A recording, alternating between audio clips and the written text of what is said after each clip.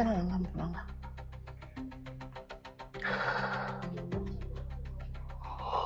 So papa nanga.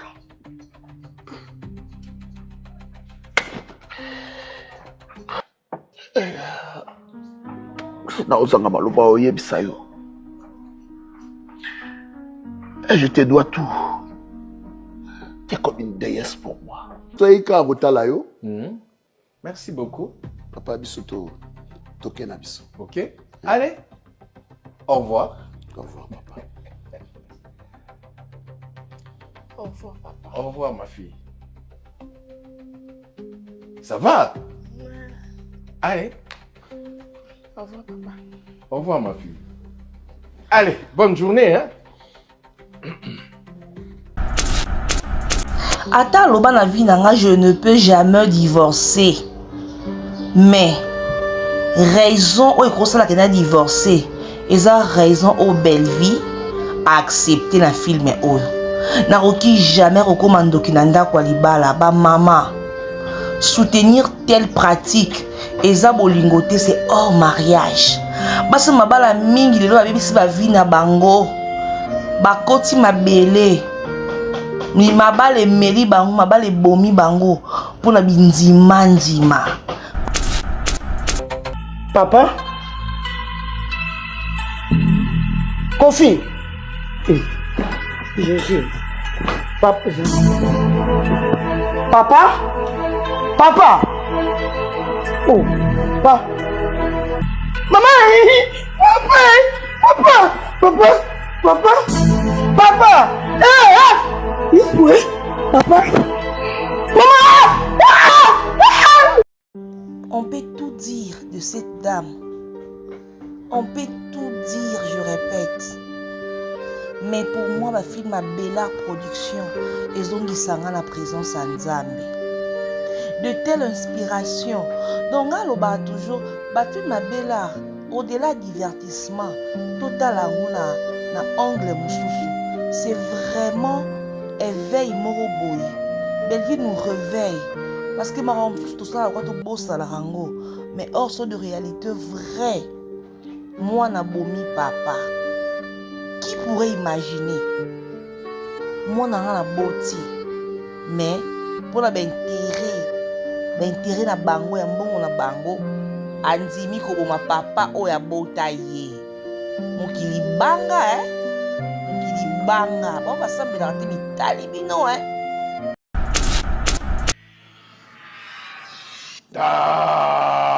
Tam alobe tam zabite. Et où tam alobe o Jovai.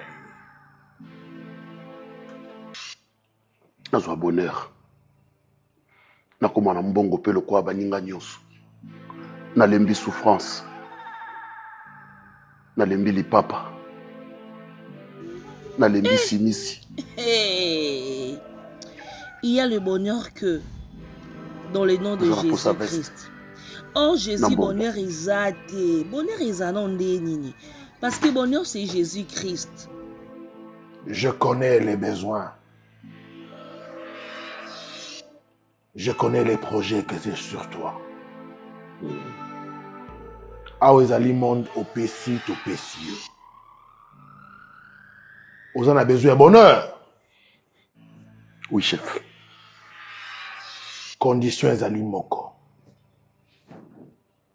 Soit au pessi papa na yo, to maman na yo. Zela.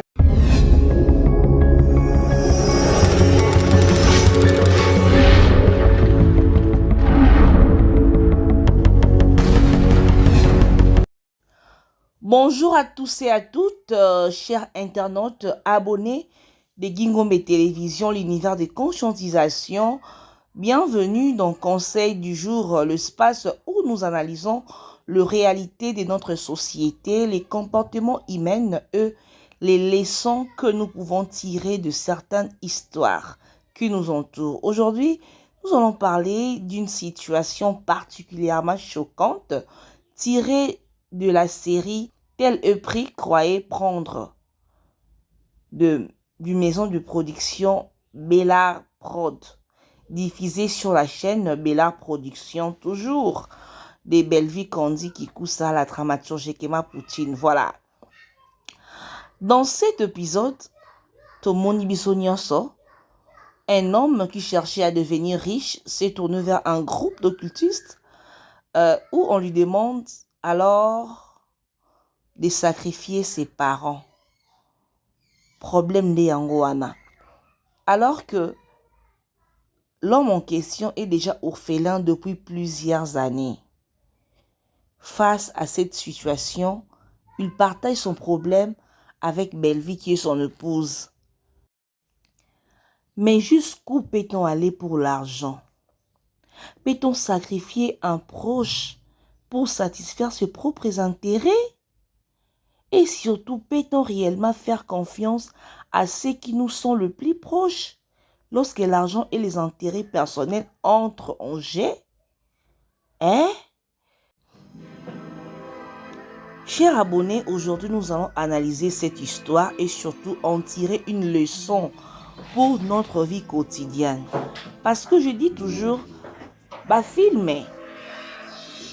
oyo Belvi Kandi akomaka, soki botalango raté comme divertissement, non. Il y a parmi nous non. Un nouveau venu. C'est au-delà du divertissement. C'est vraiment au-delà. Parce que nga film et tout ya Belvi télévision, to non talango, na talango na parce que on aura toujours les sons moko la vie. Été à kanga makasi. Présente-toi. Été à kanga vraiment. Mais avant d'entrer dans le vif, il y a si j'ai un ami surtout développeur je m'en vais directement saluer nos très chers, c'est là qui nous laissent pas, c'est là qui nous suivent.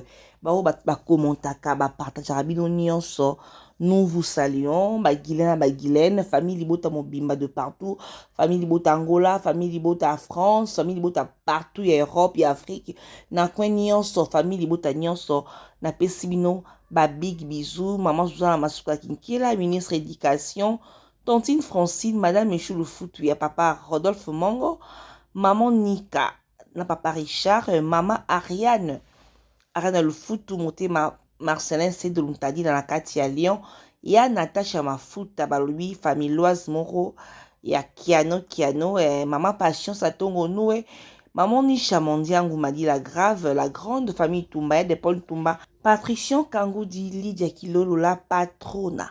Donc, big bisous, Nabino, voilà.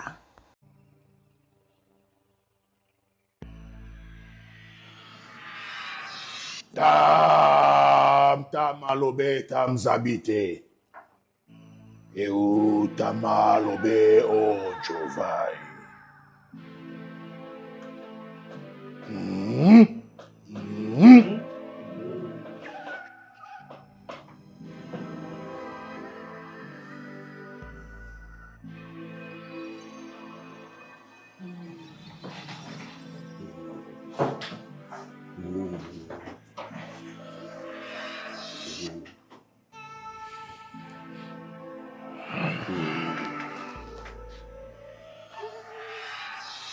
Il y a parmi nous un nouveau venu.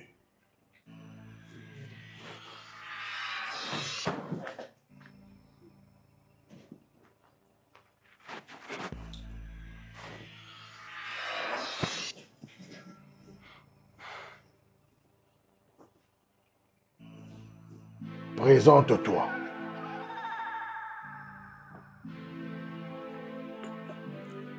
Serge Mwembo, marié et père d'une fille.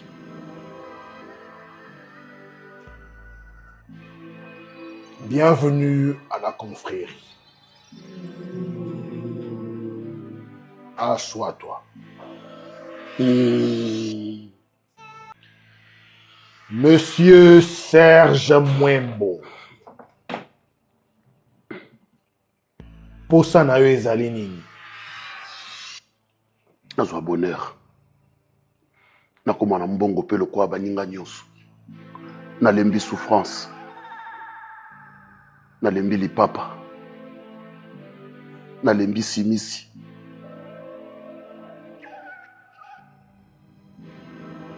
oza na posa veste na mbongo.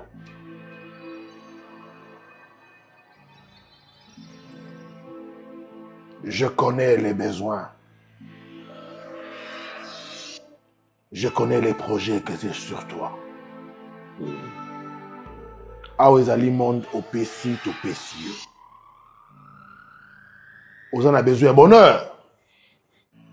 Oui, chef.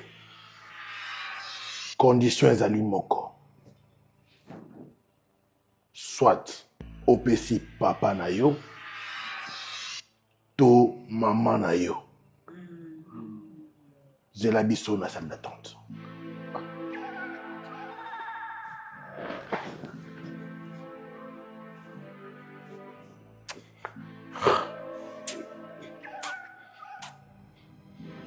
Soki nasali yango te ti mercredi,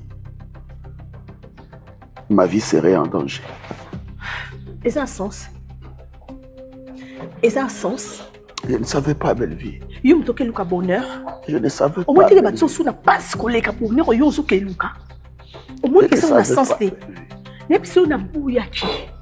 Na bouilli, pas ceci là et pas cette à la éternelle té. Il y a un temps pour tout, mais ça qu'on a bouilli nanga. Si qu'on y a ça ma Serge. Yo zo fele ya ajo ya mukulu makasi boy ba osengo tata ba osengo mama. Bon bah t'as pas condition, bah tu vas plus ça bonheur, bah plus ça condition. C'est qu'il y a bonheur, c'est qu'il y a bonheur normal, comment on vit un bonheur mon ça n'a pas condition. C'est qu'on a quand ça bonheur, Oh likambo somo. Oh likambo penda ba ke likambo lo qui t'a grave. Cher abonné. Bonheur ezalaka epa nzambe. En dehors de nzambe bonheur ezalaka te. Oui, bonheur ezalaka te. Parce que papa Serge accueilli, à mon que pas sur l'équipe, a supporté te. Parce que comment on appelle couple ya Belvina na Serge na série oh baza couple monde yeba binda ba nzambe te. Ba yebi nzambe te. Yango na via mutu, il faut resambelaka. Mutu asambelaka ata pasi ye. Ata souffrance ye. Makanis na ye et vous allez toujours tourner vers Nzambe. Parce que belle vie, ce qui moi choyeba ki Nzambe. Une femme de prière, une femme vertueuse, comme la Bible dit. Hein? Dans la situation où mobile n'est pas présenté, elle dit que non, maman, je suis au bout, maman, je suis dans le pétrin, parce que dans quelques jours, sur la salle, maman, elle n'est pas locate dans le koufa. Ce qui moi si yo, elle dit Nzambe. Alinga qui a tourné vers Jésus. Alinga mobali na nzela nzambe, baluka nzambe a protéger mobali na ye et mobali na ye la repentance enfin que sort wana et peser liko na été. Mais comme azaki mwasi wa yeba kine ko sambela te. Mibali ete ya biso na série o. Kol mwasi ezaka te kitoko libanda. Ezaka yango te. Être jolie, être belle physiquement, et ça c'est le critère te o esengeli obala mwasi. Être belle, être intelligent, et ça gaba critère o esengeli te pour que o épouser mwasi. Une femme de prière, une femme qui prie, une femme qui o ayebi nzela nzambe, aza mwasi oyo. Et ça critère oyo pe, ça très important. Pour na choix moi parce que na ba kaboy so papa Serge aki na moi si mo ayeba kinzela nzambe elle être sauvée peut-être pe alinga ki akoma na niveau na te okende kokota na science moko boye na secte moko boye pour que a retrouver bonheur si au moins il avait une femme de prière d'un côté là et il va comment s'en sortir dans un problème na bango. Mais comme arrivé na ya sambe la raté, après na moi sur abonde la raté, a que se retrouver na katia association ya bon occultiste et na idée que azwa trouver bonheur mon boy tala et comme kuna ko senga muto kuto esi akufa kala bato si bakufa kala. Donc bato nzela mabe wana batia batuka na ba piège, toujours ba piège. You que luka bonheur, parce que non, est-ce que ba memi yo? Est-ce que ba memi yo? Parce que si on va faire kala, mais bon, aussi on sacrifier bango juste pour te troubler davantage.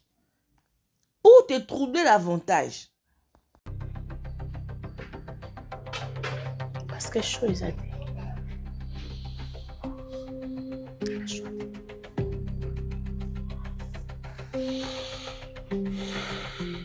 Tala nanga mbulanga.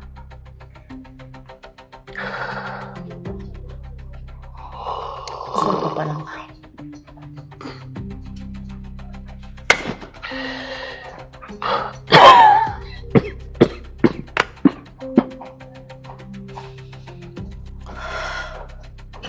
Belle vie. Je te dois tout.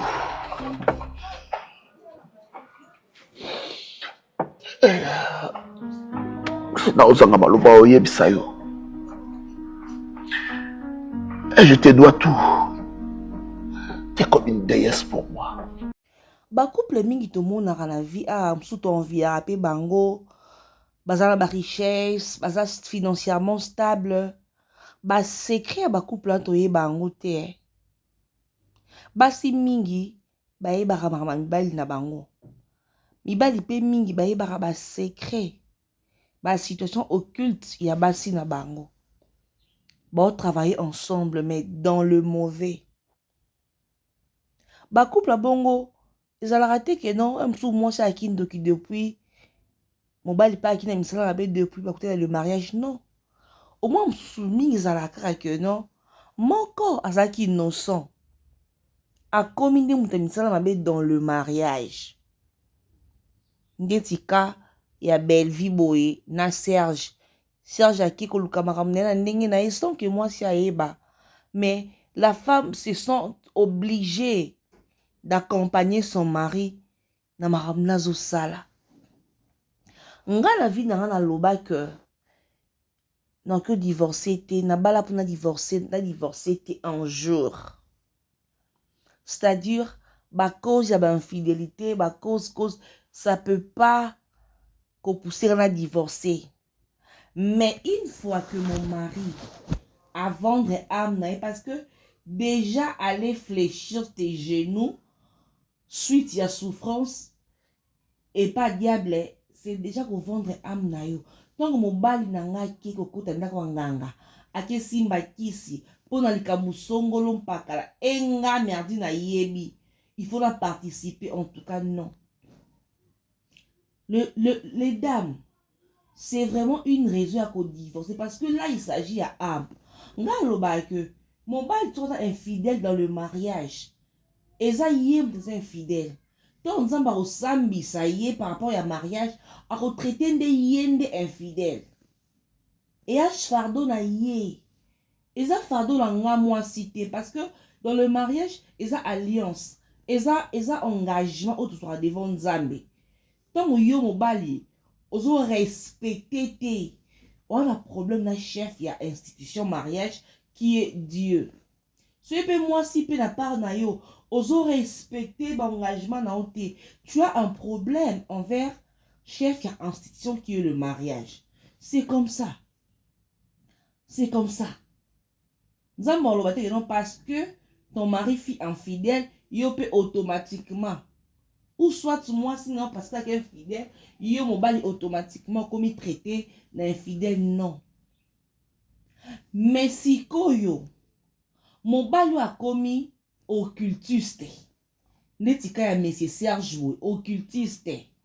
Allez, nga moi si na ye, na bi que non, parce que mon bali nga koufa, na ju na aidé ye. Parce que pour la belle vie, on a tel les prix, a aidé mon bali na ye. Mais sans pour autant, il y a continuellement qu'on a katia makambu. Donc, a commis pour occultiste. Elle a sacrifié. Elle a sacrifié. Alors, on a la vie dans le coin. Donc, jamais les mamans. Tout l'ingamba n'a biso ba bala biso. Bon, nora biso. Mais il y a certaines lignes. Il y a certaines lignes qui jamais quoi franchir au nom de l'amour. Parce que là, il s'agit d'âme. On est commis au-delà de bolingo. Et comme au-delà ya makamba bolingo, et comme au-delà ya contrat mariage. Nakoma ndoki ndako libala. Jamais. Nakoma ndoki te. Ngala bota ndana ndoki te. Lelo ba maman mingi, basi mingi, ebele ba couple, ebele, je vous dis ebele. Ba kota na ba mibali na bango ya mabe. Ba science na mibali na bango basi mingi ba koti nango. Soit disant au nom de l'amour, non. Là ce n'est pas de l'amour. Là c'est plus le mariage. C'est plus le mariage. Maman oteka ba âme. Yo oteka molimo. Yo bomara bato. Dans le mariage, maman, on est commis hors mariage. N'est pas histoire mon boy. À l'époque de la Rocola, une sœur, donc une grande sœur, il y a une amie, à Bomara Libala. Libala malonga ndi balobaka liba pendako, il y a malonga ndi msu balobaka. Un bon mari, un monsieur intelligent, beau, il avait vraiment de moyens. Donc, un couple qui vivait vraiment aisément, son mari était financièrement stable. Il s'occupe à 100% de la famille à moitié. Atangisaka bande kwa moisi, bamsoupe à faire voyager à bango, à son bien la famille à moisi, donc, mari, un bon mari.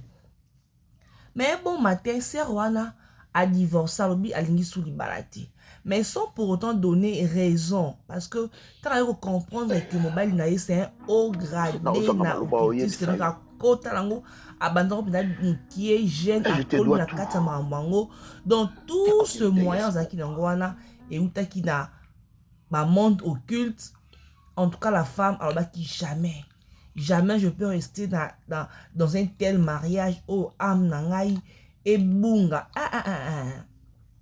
mais pour la raison il y a préserver l'image à mobile nae à l'obé la famille qui est dans mobile na tabakisi mais famille a qui problème ouais mobile oyo mobile malamu il s'occupe de nous ta famille comme ça regarde ce qu'il est qui non oyo à un pays tel c'est pour lui ouais c'est wana à l'obate à mon la famille est compliqué à Akima qui est dans les États-Unis, Akima. On va la que pourquoi moi ça ligne sous libalate. Akima qui est dans la ye. Akinda. Akima la ba nemi balé. Bakinda la États-Unis ti avant d'akuna nzamba sali ngolu on va l'empeler na sima ayaki okufa. Tanga kufinde mwasi ayako loba. De mwasi ayako loba.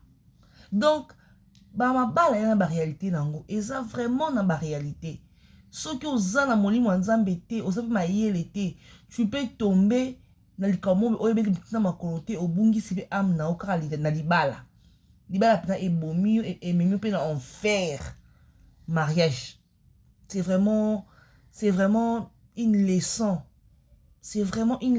à prendre au belle vie à pessimisme na film oyo. Jésus. Papa. Papa. Papa. Oh. Papa. Papa. Papa. Papa. Papa. Maman. Papa. Papa. Papa. Papa. Eh. Papa.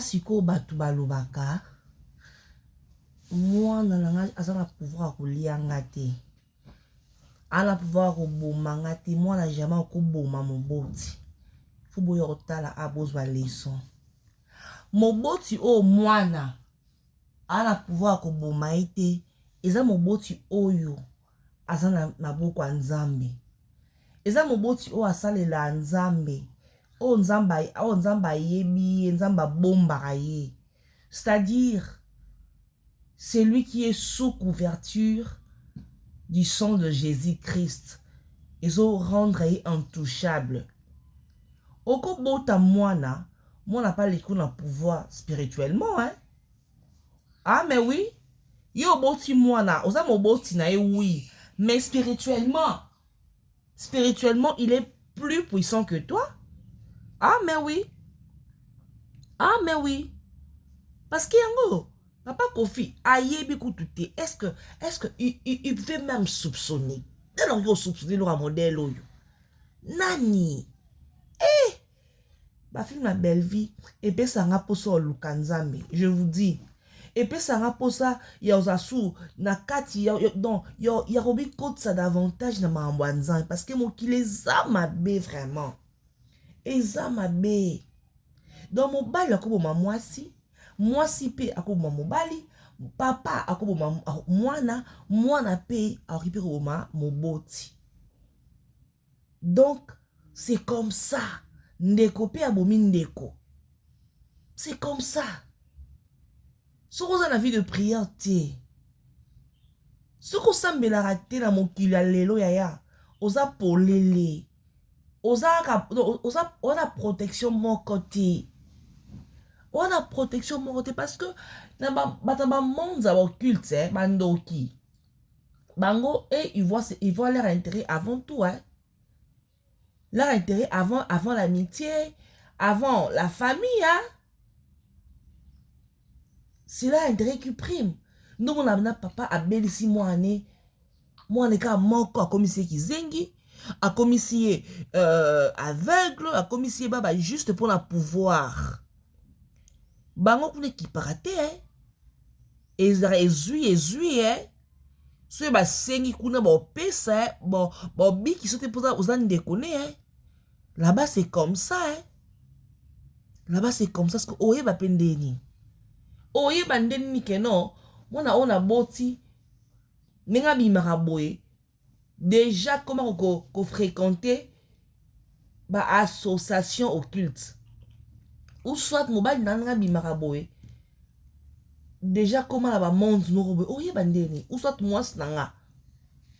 Yango, tout le monde a besoin de prière. Il faut prier. Développer la vie de prière, les amis. Chers abonnés, il faut prier, il faut chercher Dieu. La protection, c'est dans le Seigneur.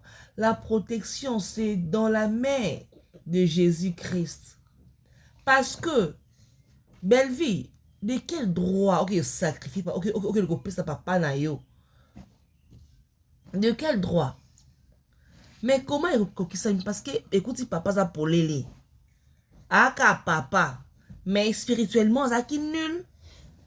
Ça nul. Yango moni, moi, nanaye aleki. Donc, ce sont des histoires que nous vivons dans la société, dans nos familles.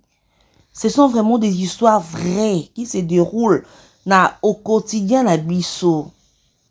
Au quotidien na biso. En tout cas, épisode où était non.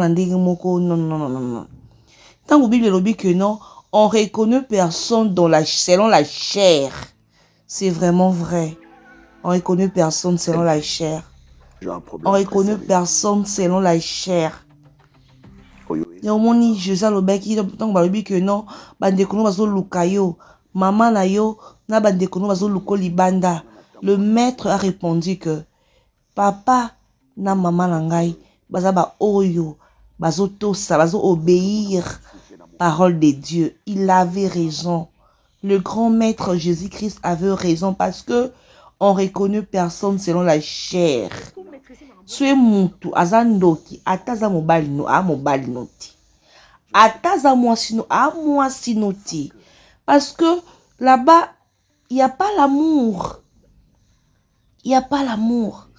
Là-bas, c'est obéissance, sacrifice. Donc, c'est comme ça. Et qu'il y a bon dans na bango.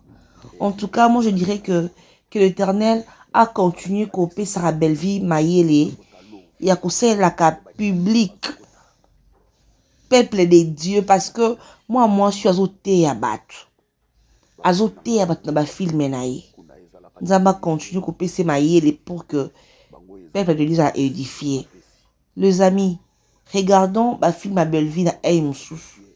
Au-delà du divertissement, il y a le message de la vie que la dame a véhiculé. Ah là, je vous dis, sans ce qui n'y mais c'est la vérité. La vérité, c'est ça. C'est vraiment ça. Donc, tel est le prix qu'ils croyaient prendre. Et ça, série Moko a recommandé, a recommandé Bino. C'est sur Bellard TV. Il y a une Belleville TV, mais il y a Bellard TV. Bellard TV, une nouvelle chaîne au Belleville a tient à disposition. Il y a des cinéphiles, il y a partout. Bah, il y a des films. Donc, tel est les prix qu'ils croyaient prendre. Et ça, ils ont les crédits diffusés dans Bellard TV. Donc, merci beaucoup, chers abonnés de Guingoum Télévision. Partagez, abonnez-vous si vous n'êtes pas encore abonné. Faites abonner les autres. Continuez à nous suivre. Nous sommes là pour vous. Donc, on a recommandé nos films. En tout cas, ils ont pour l'intérêt à la vie de Merci beaucoup, chers téléspectateurs, chers abonnés de notre chaîne. On se retrouve très prochainement pour un nouveau numéro. Bye bye. Papa biso toyika kotala yo. Merci beaucoup. Papa biso tokena biso. Ok. Allez. Au revoir. Au revoir papa. Au revoir, papa. Au revoir ma fille. Ça va? Allez. Au revoir, papa. Au revoir ma fille. Allez, bonne journée, hein?